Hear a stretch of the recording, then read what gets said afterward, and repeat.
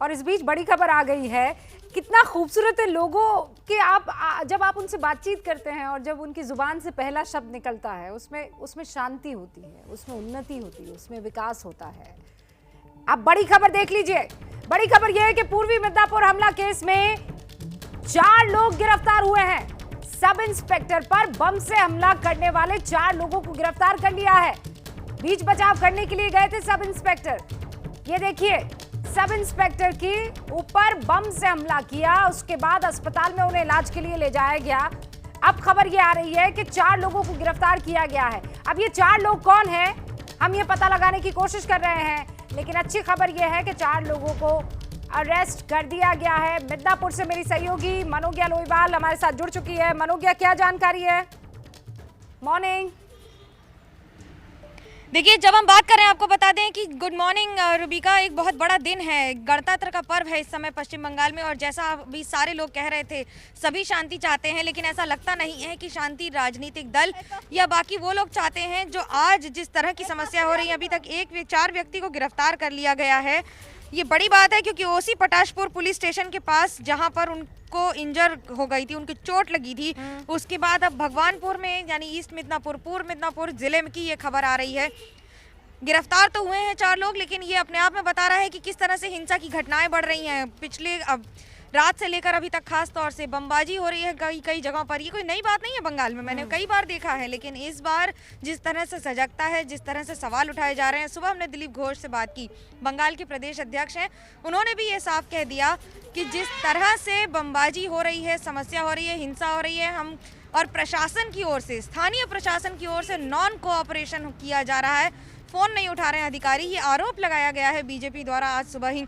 तो वहीं दूसरी ओर 4 लोगों की गिरफ्तारी बड़ा संदेश है आज कम से कम गणतंत्र के इस पर्व पर। आप जहां पर खड़ी है, पीछे लंबी कतारें हैं और उसमें एक दिलचस्प जो कैरेक्टर मुझे नजर आ रहे हैं, उन्होंने एक हेलमेट लगा रखा है पीले रंग का। शायद उनको काम पर जाना है, लेकिन उससे पहले वो चाहते हैं कि वोट कर दें। मैं आपके पास आती हूँ मनोज्ञा। एक बार दिलीप घोष से जो आपने बातचीत की थी, जिसका अभी आप जिक्र कर रही हैं, मैं दर्शकों को वो दिखा देना चाहती हूं कि उन्होंने किस तरीके के आरोप लगाए थे। बाकायदा उन्होंने तो वार्निंग भी दे डाली थी कि अगर प्रशासन नहीं सुनेगा तो फिर हम भी वही करेंगे जो दूसरी तरफ से हो रहा है। सुनिए, मेरी सहयोगी मनोज्ञा ने आज सुबह सवेरे बात की दिलीप घोष से। पहले चरण का मतदान शुरू हो गया है और उसके साथ साथ हमारे साथ हैं बात करने के लिए दिलीप घोष। न सिर्फ पश्चिम बंगाल बीजेपी के अध्यक्ष हैं, बल्कि ये भी कहें सांसद हैं। आज किस तरह की तैयारी और क्या है आपका कॉन्फिडेंस? देखिए, चुनाव लड़ने के लिए हम लोग तैयारी बहुत पहले से कर रहे हैं। लोकसभा में भी एक हुआ था, उसमें हम लोग आगे थे, जीते थे। फर्स्ट फेज में जहाँ जहाँ चुनाव है, मैक्सिमम सीट में हमारा बढ़त है और लगभग सारे सीटें हम यहाँ जीतेंगे फर्स्ट और सेकंड फेज में। तो तैयारी पूरी है, लेकिन जिस प्रकार उम्मीद प्रशासन से थी कि निष्पक्ष होकर के चुनाव में सहयोग मिलेगा, वो नहीं हो पाया है। कल रात तो हिंसा हुई कि जगह जगह पर, और इसीलिए थोड़ा सा टेंशन लोगों में है। लेकिन मुझे जो लग रहा है, लोगों ने जो मन बनाया है परिवर्तन के लिए, लोग रास्ते में उतर करके इस प्रकार जो झमेला होगा उसका मुकाबला करेंगे और अपना चुनाव में वोट डालेंगे। भारी संख्या में चुनाव में पोलिंग भी होगी और हमारे लिए बहुत पॉजिटिव है इस तरह। ये सवाल प्रशासन पर है, स्थानीय प्रशासन पर या चुनाव आयोग पर? देखिए, चुनाव आयोग जरूर उसको कंट्रोल कर रही है, लेकिन प्रशासन तो वही है, पुलिस अधिकारी, ये सब। कल रात तक एगरा में, कांथी का मेरा जो लोकसभा क्षेत्र में एक विधानसभा आता है, उनके कोई गेस्ट आया कलकत्ता से, वहाँ किसी परिवार में, तो वहाँ के टीएमसी के लोग घर को घेर लिए, बहिरागत बोल कर हमला करने लगे।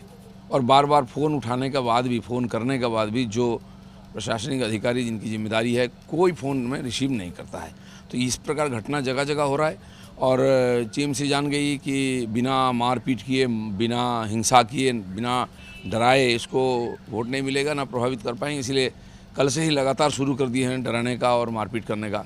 तो उसका अगर डट के मुकाबला ना किया जाए तो फ्री फेयर इलेक्शन संभव नहीं होगा। तो क्या ये आप कह रहे हैं कि अगर डट के मुकाबला कैसे होगा, हिंसा से या किस तरीके से? प्रशासन को करना चाहिए अपने ढंग से, इतना सेंट्रल फोर्स आया उसका उपयोग होना चाहिए। और अगर इस प्रकार घटना घटे तो अपने कार्यकर्ता भी सामने आएंगे, आमने सामने होगा, संघर्ष का वातावरण बनेगा। इतना परिश्रम करके हम लोगों ने चुनाव की तैयारी की है और कोई लूट के ले जाएगा, जैसा कि यहाँ की परंपरा है, वो कतई नहीं होने देंगे हम। इस समय सबसे बड़ी चुनौती अगले चरणों में आज के क्या होगी? यहाँ से अच्छी ढंग से हम लोग तैयारी शुरू करेंगे, चुनाव शुरू करेंगे, पहला दूसरा फेज। इसी में एक प्रकार से ट्रेंड सेट हो जाएगा बंगाल चुनाव की इस बार की।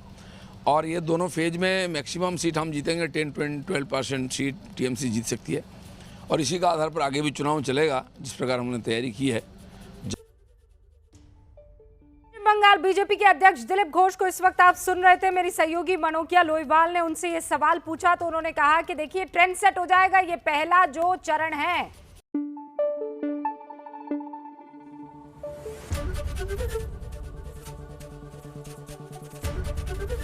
एबीपी न्यूज आपको रखे आगे।